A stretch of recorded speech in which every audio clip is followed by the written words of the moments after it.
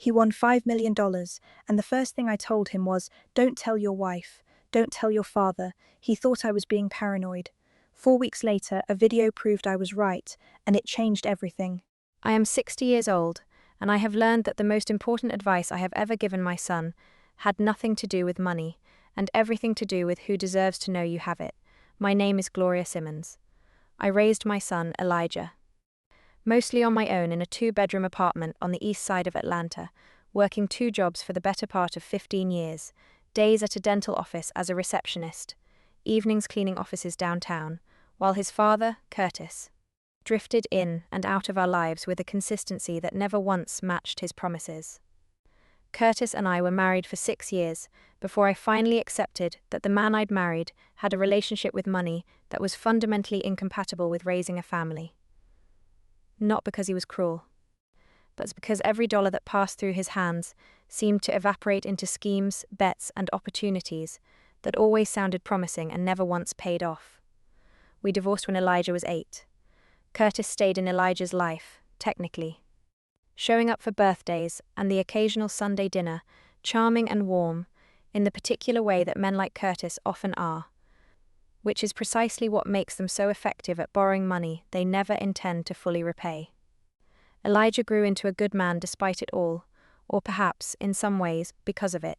He watched his father's chaos closely enough as a teenager to decide, quietly and firmly, that he wanted a different kind of life for himself. He worked hard, got himself through community college and then a state university on loans and part-time jobs, and eventually became a project manager for a logistics company.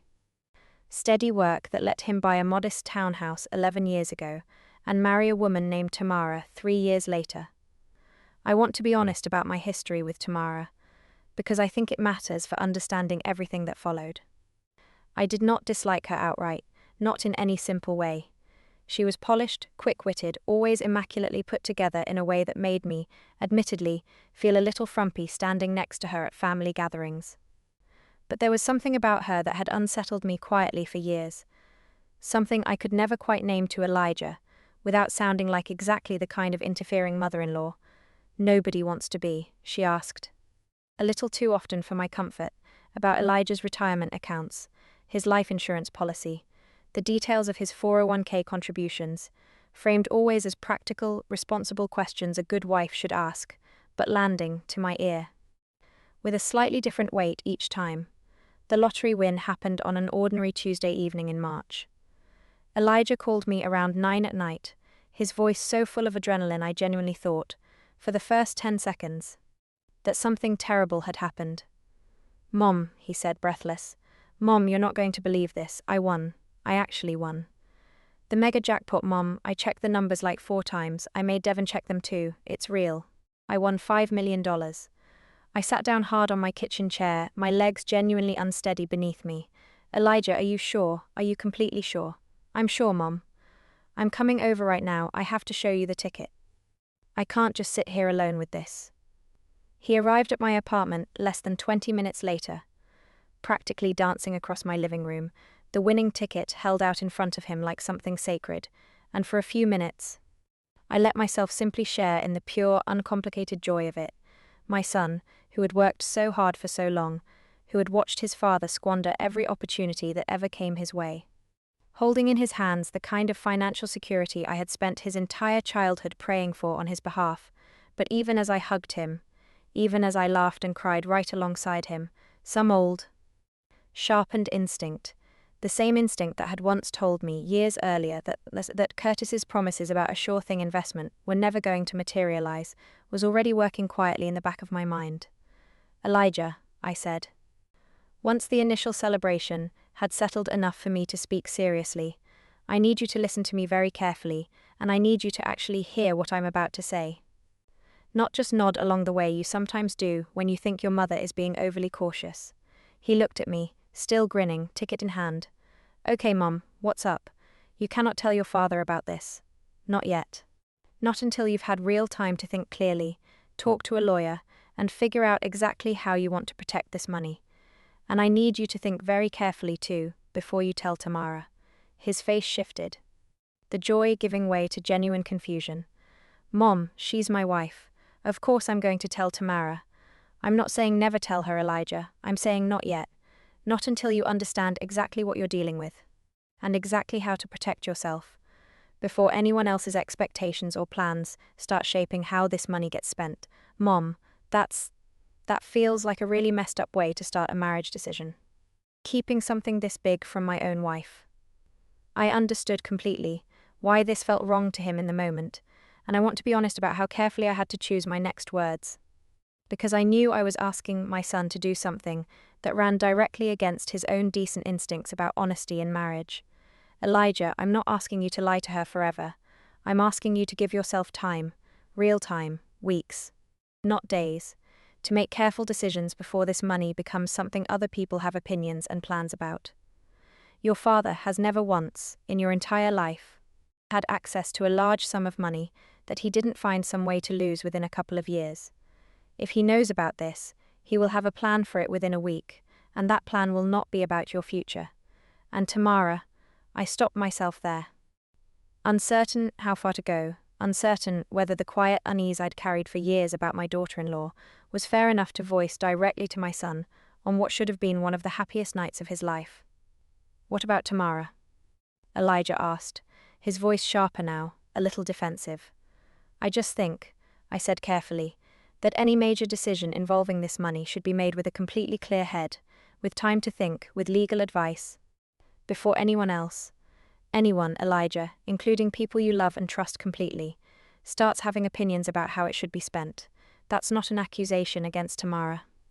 That's just wisdom about money and marriage that has nothing to do with whether you trust someone. He sat with that for a long moment, turning the ticket over in his hands. How long are we talking about? He finally asked. A month at least. Long enough to talk to a real financial advisor, set up whatever legal protections make sense. Understand exactly what claiming this prize actually involves, before you tell anyone beyond the two of us. This feels really hard, Mom.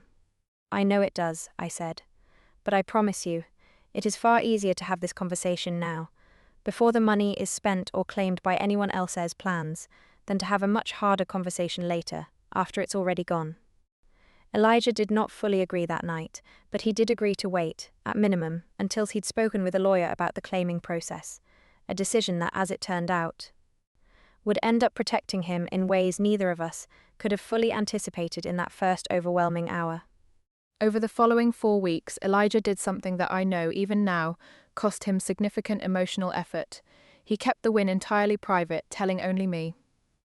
Working with a financial advisor named Priscilla Owusu that a co-worker had recommended, and a lawyer who helped him understand exactly how Georgia's lottery claiming rules worked, including the option to claim the prize through a specially formed trust rather than under his own name directly, a structure that would offer him considerably more privacy and financial protection than claiming it personally. I want to be honest about how difficult this month was for him, because I don't want to suggest that the decision to stay quiet was easy or came without real cost. He told me, more than once during those weeks, how strange it felt to sit across from Tamara at dinner, to make ordinary conversation about her workday or what to watch on television that evening, all while carrying something this enormous silently beneath the surface of an otherwise unremarkable Tuesday. It feels like lying, he told me one evening, about 10 days into the waiting period, sitting at my kitchen table with the particular exhaustion of a man carrying a secret that had started to feel heavier than the joy that originally created it. Every time she asks how my day was, I feel like I'm lying to her. You're not lying, I told him gently. You're being careful. There's a difference. Is there, though? If she found out I sat on this for a month without telling her, wouldn't that feel like a betrayal to her, regardless of my reasons? It was a fair question, and one I didn't have a fully comfortable answer for. I told him, honestly, that I understood the tension, but that the specific unease I'd carried for years about certain patterns in his marriage made me believe, strongly, that this caution was worth the discomfort, even if I couldn't yet prove exactly why. During that same month, something happened that gave me my first concrete reason to believe my instincts about Tamara had not simply been an overprotective mother-in-law's unfounded suspicion. Elijah mentioned, almost in passing during one of our regular dinners, that Tamara had been unusually attentive to their household finances lately, asking detailed questions about his workplace retirement account, bringing up, more than once, hypothetical conversations about what would happen to their assets if anything ever happened to either of them, framed always as responsible, forward-thinking planning between spouses. The kind of conversation any reasonable married couple might reasonably have. She's probably just being practical, Elijah said, though I noticed a slight uncertainty in his own voice as he said it, as though some part of him had also begun quietly noticing the pattern without fully naming it. Maybe, I said. But has this come up more often lately than it used to? He thought about it. Actually, yeah. The past couple months since. Definitely more than before. I did not push further that evening, not wanting to plant suspicion where none might actually belong. But the timing, an uptick in these conversations occurring in the months immediately preceding a $5 million lottery win that Tamara did not yet know about, struck me as worth watching carefully. Even if I couldn't yet articulate exactly what it might mean, the concrete evidence, when it finally arrived, came from an entirely unexpected direction. 3.5 weeks into the waiting period, Elijah called me late one evening, his voice shaking in a way I had genuinely never heard from him before, not even the night of the lottery win itself. "Moms," he said, "I need you to come over. I need to show you something, and I don't know how to process this alone." I drove to his townhouse immediately, my own heart pounding with a dread I couldn't yet name, and found Elijah sitting alone in his living room, Tamara apparently out for the evening, at what she'd told him was a work event. His laptop open on the coffee table in front of him.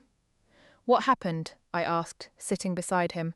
"I was setting up the shared cloud backup for our family photos," he said, his voice strangely flat. The particular flatness of someone still working hard to process shock before allowing themselves to feel it fully. Tamara's phone automatically backs up to the same account sometimes when it's on our home Wi-Fi. I found a video in the shared folder. It wasn't meant for me to see it. I don't even think she knows it backed up automatically. He turned the laptop toward me, and I watched, with a rising, sickening dread. A video that Tamara had apparently recorded on her own phone, clearly intended for someone else entirely, a man I did not recognize, someone Elijah identified, in a voice gone hollow with shock, as a co-worker of Tamara's named Dean. Someone he'd met only briefly at a single company holiday party over a year earlier. The video was not explicit in the way that might have made the betrayal simpler to categorize in some ways. It was, in its own way, worse, because what it revealed was not merely an emotional or physical affair, but something colder and more calculated. In the video, clearly recorded during what Tamara believed was a private moment, she spoke openly, casually, about her marriage to Elijah in terms that made my blood run cold. "He's sweet, but he's boring," she said in the video, laughing lightly as though discussing something trivial. "Honestly, at this point, I'm just waiting for the right moment. Once I've got a good enough case built for the divorce, once I've got documented enough of the irreconcilable differences stuff, the therapist visits, all of it, I'll be positioned to walk away with a really solid settlement. His retirement account alone is worth going after properly. I just need another year or two of paperwork before I make my move. I'm not in any rush. I want to do this right." I sat there watching my son's face as he watched. For what was clearly not the first time that evening, a video in which his wife discussed dismantling their marriage with the calm, calculated language of someone planning a business acquisition rather than grieving the end of a relationship she claimed to still be inside of. "Mom," Elijah said quietly, once the video ended, "she's been planning this. For a while. It sounds like. Building some kind of case, documenting things, positioning herself for a settlement. And I had no idea, none. I actually thought things had been getting better between us lately." I reached over and took my son's hand, feeling a complicated mixture of heartbreak for him, and underneath it, a grim, painful vindication for an instinct I had carried quietly for years, without ever fully being able to name it clearly enough to act on. "Elijah," I said gently, "I need you to understand something important right now, in this exact moment. 4 weeks ago, when I asked you to wait before telling anyone about the lottery win, I did not know this specific thing was happening. I want to be honest about that." But I knew something didn't sit right, and I asked you to protect yourself before anyone else had the chance to build plans around this money. Do you understand now why that mattered so much?" He nodded slowly, still staring at the darkened laptop screen. "If she'd known about the $5 million a month ago," he said, his voice hollow, "she would have factored that straight into whatever plan she's already building. She would have had a completely different number in mind for what she was documenting a case toward." "Yes," I said quietly, "I believe she would have." Over the following several days, Elijah, with a clarity and composure that genuinely impressed me, given the depth of the betrayal he was processing, worked with his lawyer, a sharp, careful woman named Renata Fields, who specialized in both family law and asset protection, to understand exactly what his options were. Renata confirmed something that gave both of us significant relief once she'd reviewed everything Elijah had already done in the preceding weeks. Because he had claimed the lottery prize through a properly structured trust, established before Tamara had any knowledge of the win, and because Georgia, like many states, generally treats lottery winnings claimed during a marriage, but before formal separation proceedings, begin as potentially subject to complex characterization, depending on timing and structure. Specific legal groundwork Elijah had quietly laid during that difficult month of silence had given him considerably stronger protection than he would have had if he'd told Tamara immediately and allowed the money to simply flow into their joint accounts and shared life. This doesn't mean the money is entirely untouchable in a divorce. Renata told him carefully, during their first full meeting after he'd shown her the video, but it means we have real, substantive legal arguments to work with regarding its treatment, particularly given clear evidence, which that video now provides incidentally. So, in a way we may or may not choose to use depending on how you want to proceed, that she was actively planning a divorce and building a documented case toward one before this win ever occurred. Meaning any claim she might make that the marriage was a genuine, ongoing partnership at the time of the win is directly contradicted by her own words. Elijah made the decision, over the following 2 weeks, to file for divorce himself rather than wait for Tamara to execute whatever plan she'd been quietly building. He did not confront her immediately with the video, a decision made carefully on Renata's advice, to avoid giving her time to adjust her own strategy once she realized he knew. Instead, he simply filed quietly, working with Renata to ensure every piece of documentation was in order before Tamara had any indication that her carefully constructed plan had already been discovered and, in effect, preempted entirely. "Sip, I want to be honest about how difficult this period was for my son, because I don't want to suggest that having been right about his wife made the actual experience of the betrayal any less painful." Elijah grieved, deeply and genuinely, for the marriage he had believed he was in, a marriage he had entered honestly, hopefully, never imagining that his wife had been quietly building a financial exit strategy for reasons that, as it turned out, had very little to do with any actual unhappiness in the relationship, and everything to do with a calculated assessment of what she could eventually extract from it. Tamara was served divorce papers on a Thursday afternoon, 3 weeks after Elijah first showed me that video, and by every account I later heard from Elijah, her reaction made clear just how completely she had believed her own plan was proceeding invisibly, undetected, entirely on her own timeline. She was furious, Elijah told me that evening, sitting once again at my kitchen table, though this time with something closer to steadiness in his voice than the shock of weeks earlier. She kept asking what had changed, what had happened. Why now, out of nowhere? I didn't tell her about the video. I didn't tell her about the lottery win either, actually. Renata advised me to keep that entirely separate from the divorce proceedings for now, to avoid complicating things further before the settlement is finalized. How did she respond to that? She tried to talk me out of it, said we could go to counseling, said she didn't understand what had gone wrong. It was strange, Mum, hearing her say all of that, knowing what I already knew. It was like watching someone perform a scene from a play she'd written for a completely different audience.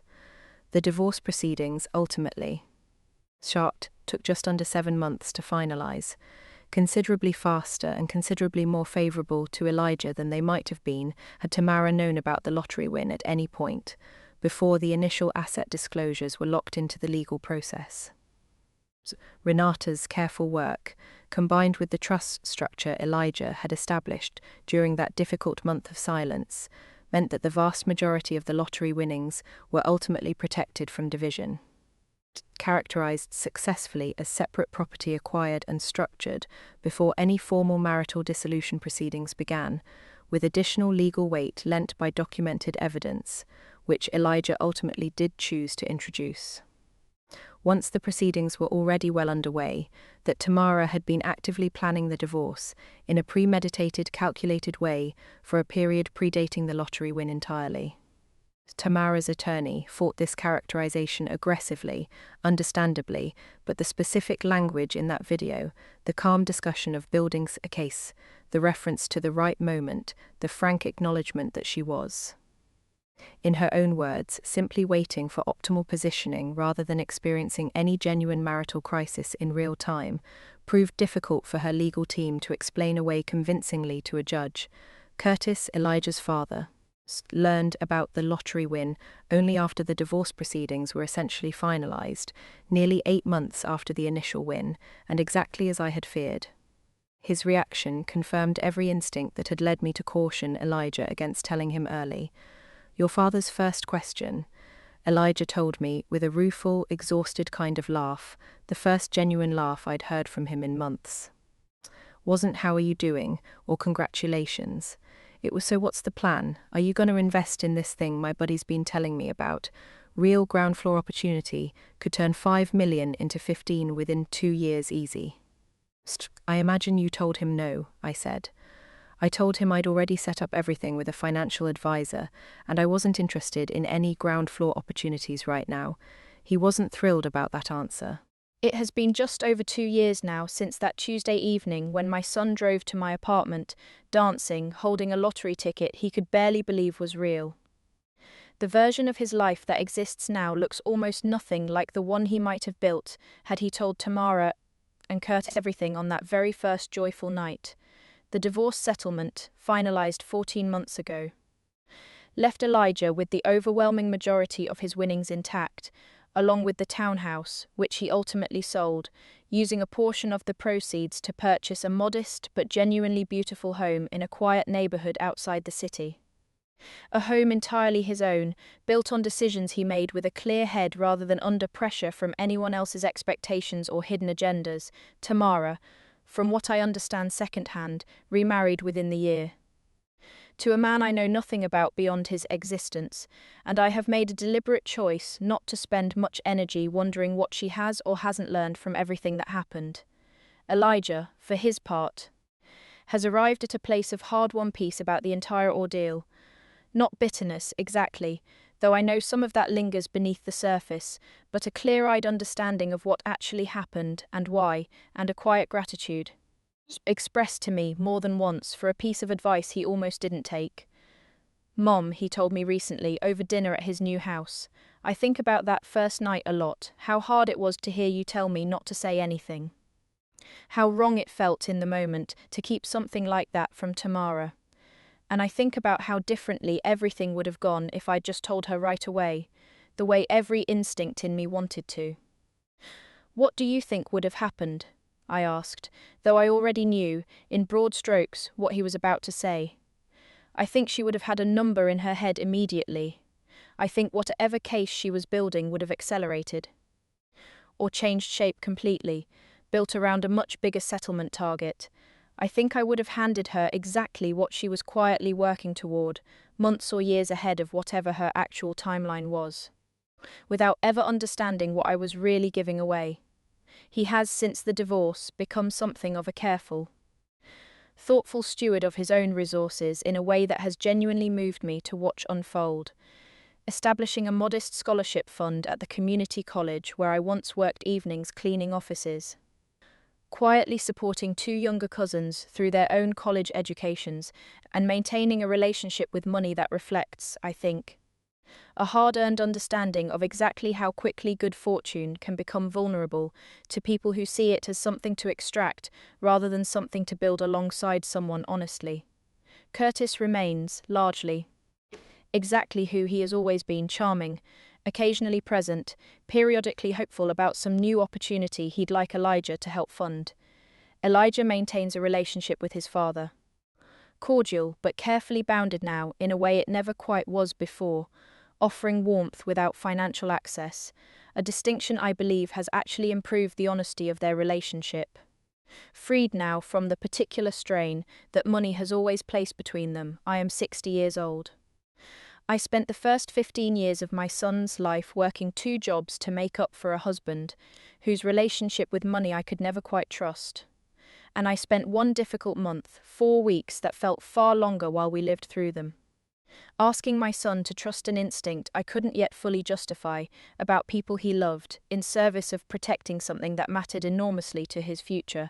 I do not know even now exactly what led me to feel as strongly as I did that Tuesday night, watching my son dance across my living room with a winning lottery ticket in his hand. Some part of it was surely the scars of my own marriage to Curtis. A lifetime of watching money slip through careless or calculating hands. But some part of it, I believe, was simply the particular, hard-won wisdom that comes from 60 years of watching people closely enough to notice the small, quiet signals that something isn't quite what it appears to be on the surface. Elijah tells me now, whenever this story comes up among family or friends, that the single best piece of advice I ever gave him wasn't about raising him well as a child, or teaching him to work hard, or any of the more conventional lessons a mother hopes to pass down to her son. It was 4 sentences. Spoken on the happiest night of his life, asking him to wait, to be careful, to protect himself before anyone else's plans had the chance to shape what should have been entirely his own. I told him not to tell his father and his wife. He listened, grudgingly, uncertain, uncomfortable with the deception it seemed to require, and 4 weeks later, a video he was never meant to see revealed exactly why that caution had mattered, more than either of us could have possibly understood on the night it was given.